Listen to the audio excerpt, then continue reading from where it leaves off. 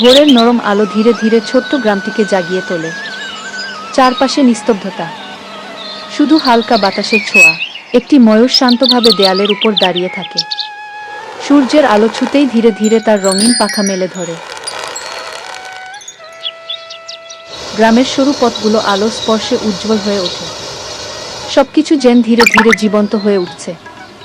একটি শান্ত পুকুরে আকাশের প্রতিচ্ছবি ভেসে থাকে।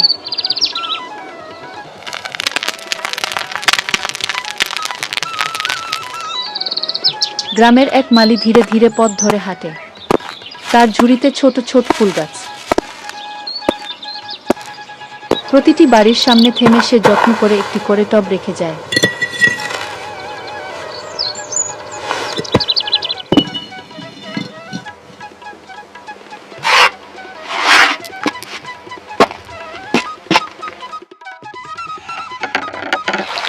একটি ছোট উঠোনের পাশে সাদা হাঁসগুলো সারি বেঁধে হাঁটে। তাদের চলায় জলের উপর কোমল ঢেউ তৈরি হয়।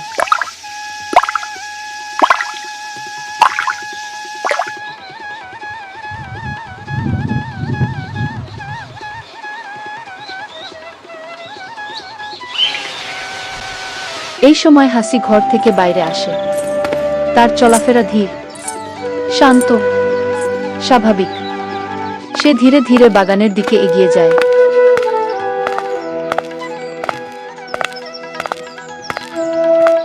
মাটির ভেতর থেকে আলু তুলে নেয়। নরম হাতে মাটি ঝেড়ে পরিষ্কার করে। সবুজ মরিচ আর ধনেপাতা যত্ন করে সংগ্রহ করে।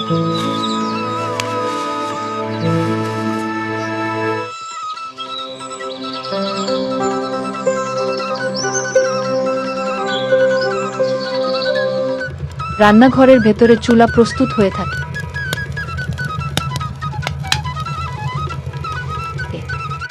জানালা দিয়ে সূর্যের আলো ভেতরে ঢুকে পড়ে।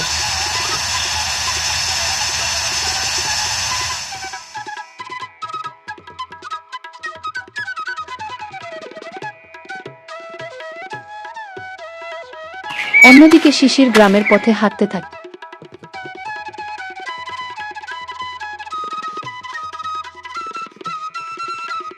সে দোকানে গিয়ে ময়দা আর মশলা সংগ্রহ করে।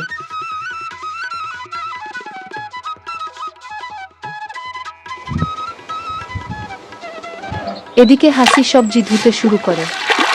জলের ভেতরে সবজি ধীরে নড়ে ওঠে। আলুগুলো ছোট ছোট করে কেটে নেয়।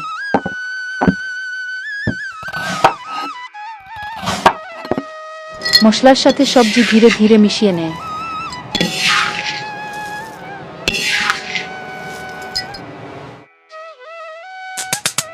তারপর আটা মাখা শুরু হয়।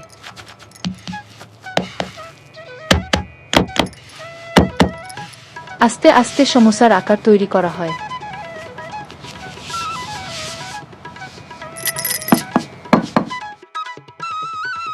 চুলার উপর তেল গরম হতে থাকে।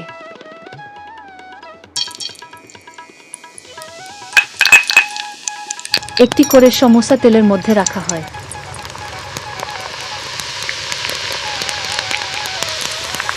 সমোসাগুলো ধীরে ধীরে সোনালী হয়ে ওঠে।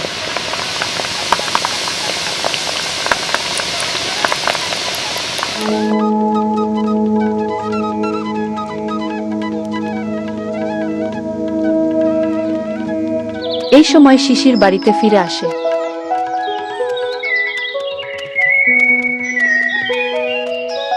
সে দরজার পাশে জিনিসগুলো রেখে দেয়।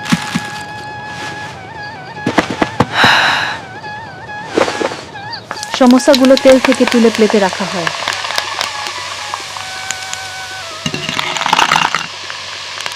গরম ভাপ ধীরে ধীরে উপরে উঠতে থাকে।